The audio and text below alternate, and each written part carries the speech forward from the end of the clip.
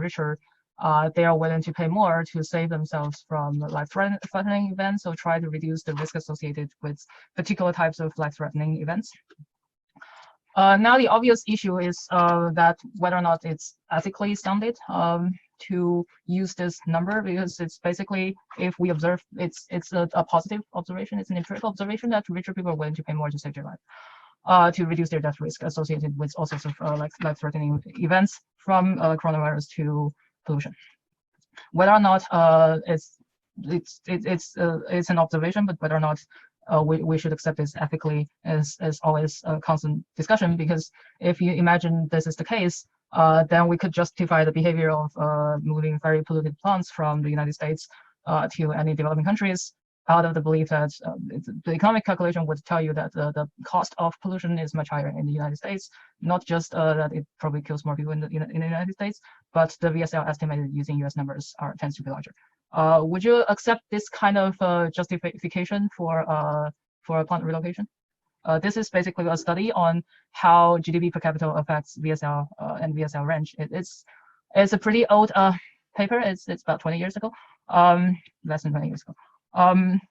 But you can see a huge variation. It's up to now. Maybe you should upscale the number by a lot, but still you can see a pretty big variation in VSL across countries that are pretty much directly associated with GDP per capita, which is understandable, right?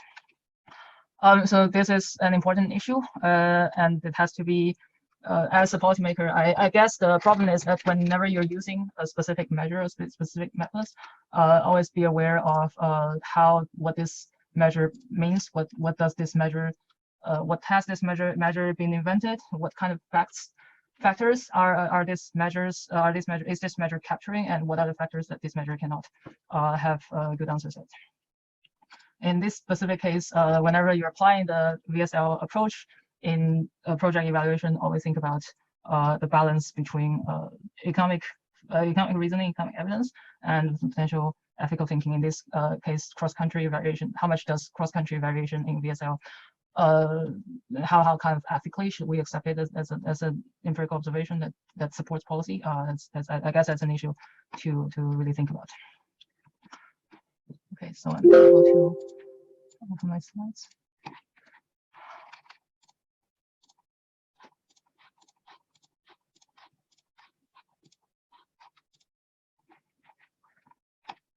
So I would like to share with you a YouTube clip which I find really thought-provoking. It's a debate. It was a debate between Milton Friedman, and I'm not sure if you know Milton Friedman. He was a very economist. It's more of the free market thinking. You think that you should trust the market in a lot of things. And this debate specifically is about and controversial events involved Ford. So it happened in 1970s or something. An internal memo of Ford revealed that Ford used to think about installing a safety measures to the car. I guess it's something that prevented the oil tank to explode when it was overheated.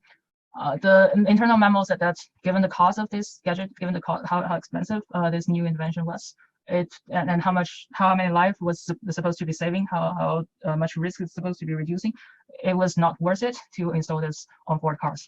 So it wasn't installed. But at some point, this specific event happened. So some Ford oil tanks exploded that killed people, and these cases were brought to court. And sometimes I think some whistleblowers within Ford released this internal memo to the media, citing that Ford had this very cold-minded calculation about value of statistical life, which pretty much caused a huge debate about whether or not Ford was legally and morally justifiable in this specific event. So Milton Friedman was kind of in support of the idea of applying the value of statistical life measures in doing a lot of policy evaluation. He didn't necessarily support Ford for this specific case, but he was just in principle arguing about this thing. And then this is a video about the whole argument about this. This has to do with the Ford Pinto. I'm not sure if you're aware of recent revelations that have come out about the production of that car.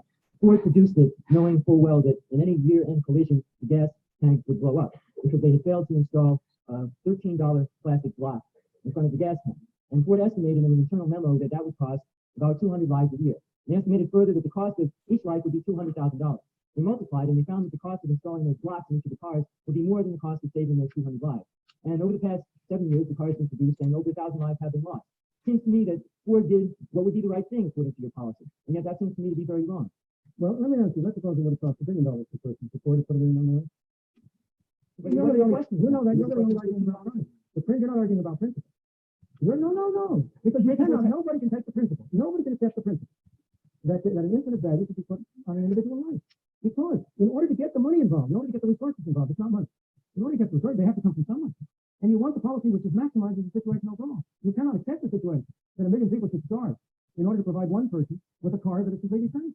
That's absolutely right. Right. And therefore, you're not arguing anything about principle. You're just arguing whether Ford did $200,000 is the right number or not. No, I'm not arguing. Suppose it was $200 million. No. Suppose it was $200 million. What's the Ford account? $200 million for what? Suppose it would have cost $200 million per life saved. Did Ford still have spent that $200 million? You mean that's not really the question. Yes, it is the question. Yes, that's the principle of the question. That's the only principle involved. I don't know whether Ford did the right thing or not. That's the question of whether these numbers are valid numbers for the relative cost of different things. You're not arguing about a principle if you don't agree with me. That if it had been $200 million, the cost per life saved had been $200 million. You would not argue it. Look, let me go back for a moment. Can I say something in response to that? If Ford had not been able to market those cars in the same kind of economic bracket because of the price of installing this one plastic block, that would be a different question. Maybe Ford could have considered redesigning the whole car so as to make it cheaper. But what we're talking about is balancing advantages and balancing. I'm a supporter of abortion. Therefore, I don't believe that every single human life is sacred. I believe the principles have to be balanced. And yet I don't see Ford spending $13 less on each car at the cost of 200 lives a year as being a principled position to take. Both have been one fewer life a year. So that the $13 per car is that one life instead of being 200 times, or what's 200 times, 200,000 and 40 million.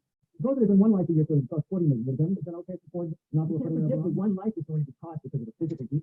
I think the rest of the discussion is pretty much about the same thing. They're going back and forth. But I guess the point was just whether or not you were arguing whether or not the right number was used, whether it's about whether the number is right or not, or wrong, or whether or not we should attach a price tag or monetary value or numerical value to deal with policy comparisons that involve the risk of life at all. So I guess Friedman's point was that whenever you're comparing different types of policies that all involves some kind of mortality risk, or at least some of the policy involves some mortality risk, other policy involves economic loss, how can we compare these two policies? Of course, I guess right balance should be that we might just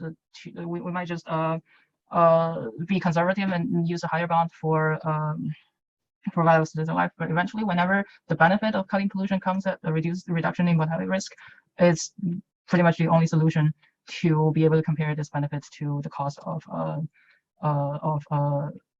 reducing pollution, which is basically all your efforts. So that's so much about the discussion on mortality risk, value of statistical life. Any questions for now? Sorry, I was disconnected. I don't know if I lost when you started doing the lesson. Okay. So do you want me to? Just if I missed any important thing, because I didn't realize that the connection was out. I think I was recording everything, so you shouldn't have problem. I was just repeating the value of statistical life point, especially the ethical discussion, and I'm showing a video about that. So there wasn't anything new about it. So, but we are switching topics. So I'm just asking, are there any questions about the previous session? The link here, I will look later. Sure. The link is just here on the slides, I think. Okay, thank you. You can just click through. And there is another link here, which is, I don't know if you have ever watched any of this.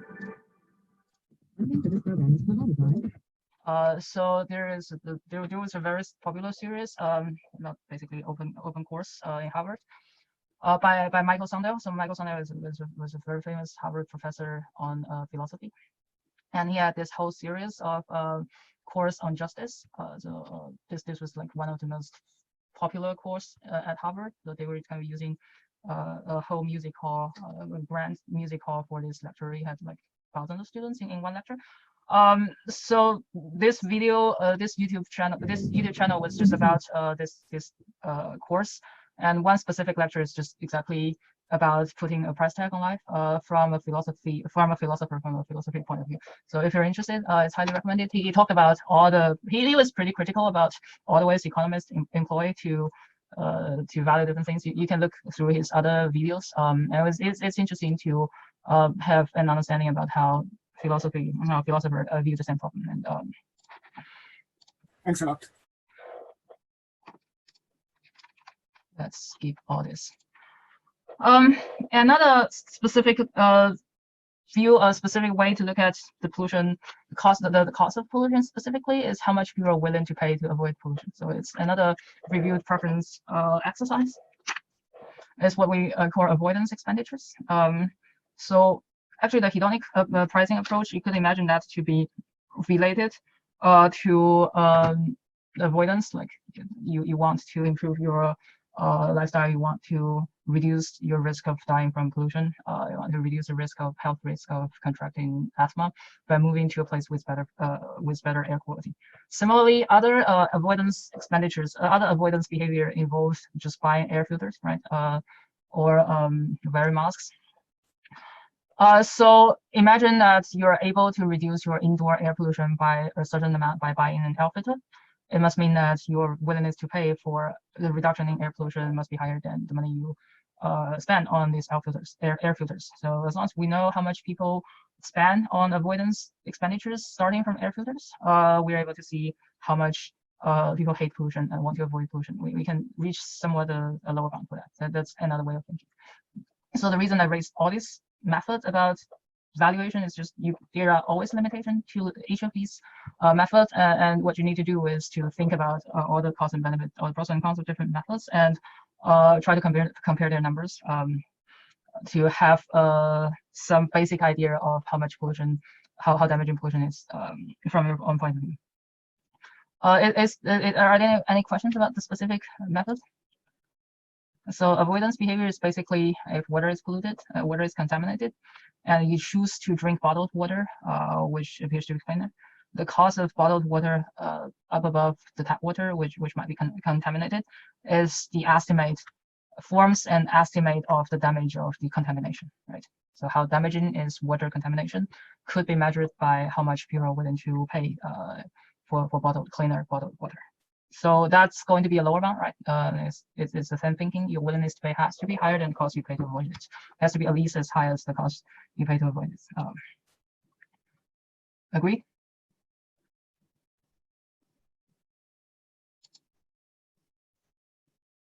So an air quality example would be, suppose the ambient air pollution level is P. The air quality at your home is Q. Q is a function of P. And the Q is the cost of air filter that delivers a specific amount of Q given a specific amount of P is D. So you can use this cost of air filter as a cost function to basically the air filter acts as a way to increase the gap between P and Q, and how expensive this cost of this air filter is, and how effective it is in reducing indoor air pollution. How effective it is to reduce indoor air pollution tells pretty much about how costly indoor pollution is for some people. So there is another paper on willingness to pay for clean air in China, evidence from air filters. Air purifiers, so basically these are machines you put at home to filter the air.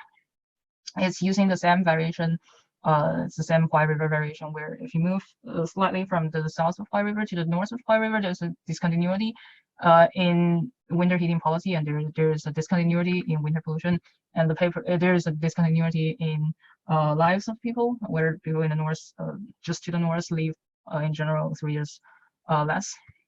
And this paper is about discontinuity in consumption behavior. So they're able to collect data on the market share of air purifiers, and if people are responding to incentives, if people would like to avoid pollution at their own cost, they should be willing to pay extra for air purifiers just to the north of the Huai River compared to just to the south of the Huai River because of elevated level of pollution.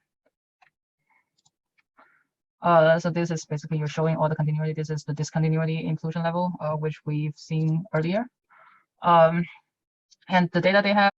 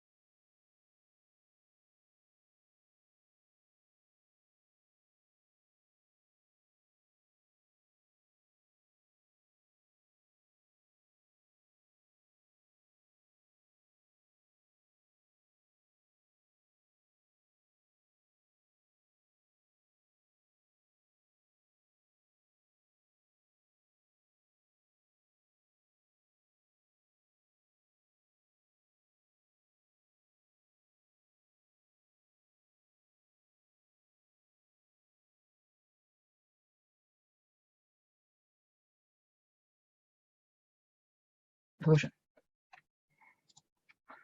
So this is basically you're showing all the continuity. This is the discontinuity in pollution level, which we've seen earlier.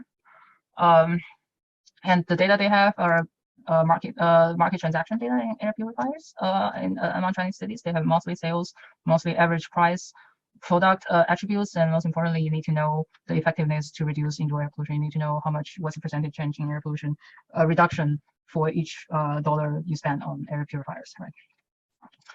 The paper is going to show the discontinuity in market share of these purifiers. If you move just to the north, people are willing to pay a higher price. People are willing to pay more, and the market share of air purifiers are higher. They are through some other method that I'm not going to be covering in this lecture. They are able to come up with a marginal willingness to pay for clean air as a function of basically inverted out as the amount of money paid on air purifiers. And you can see the estimated marginal willingness to pay for clean air is pretty much, if you look at, they divide this by household income. So if you look at the richest family, they are in general willing to pay $8 per unit of PM10. So you can kind of use this as a measure of how rich families in China would pay to reduce pollution level. And you can see the marginal willingness to pay increase in income. So if the households are richer, they're willing to pay more. If the households are poorer, they're less willing to pay for air purifiers.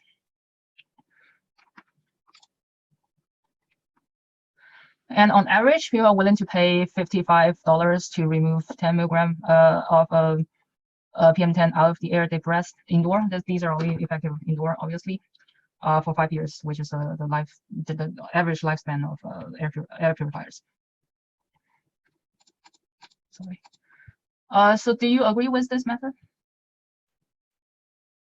Do you think there are things that this specific method is not going to be capturing? I agree with the estimates. I mean, rich people has more money and more willing to protect themselves. So by making a market analysis, we can figure out what you said. We're willing to pay to protect ourselves. So it is consistent, I think. Yes, yes. The method is more about, do you think the money people paid for pollution reduction devices truthfully reflect the true cause of the pollution? I guess that's the question.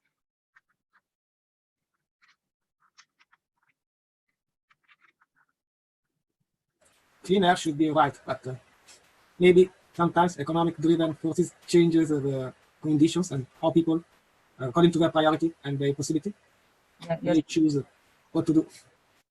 Yes, indeed. So I guess this method is subject to the same criticism against hedonic pricing in the sense that people need to know how damaging pollution it is to their health, to their well-being, and they have to be rational about that. It shouldn't be that they're buying air purifiers because all the families near them are buying air purifiers. They don't really know whether or not they need it or not. They just see all my office mates are buying air purifiers for some reason. I have to buy this, otherwise it looks like I'm not making a right life choice or something. So there shouldn't be any kind of market promotions or advertisements. If these things could change